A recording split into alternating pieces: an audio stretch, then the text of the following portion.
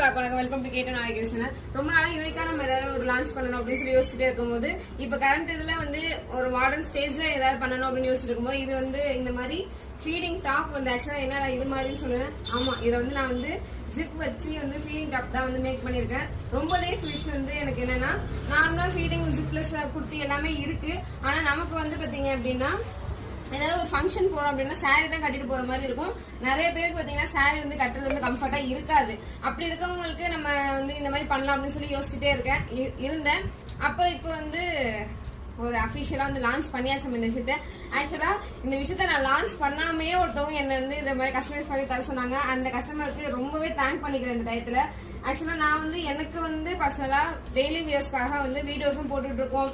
தம்பியும் டக்கு டக்குன்னு அழுவாங்களா, அதனால ஃபீல் பண்ற கஷ்டமா இருக்குன்னு நான் எனக்கு தான் ஸ்டிச் பண்ணி ஸ்டார்ட் பண்ணேன். அதை அபிஷியலா லான்ச் பண்ணலான்னு பிளான் பண்ணியிருந்தேன். இப்போ நான் எனக்காக பர்சனலா வந்து ஸ்டிச் பண்ணி இந்த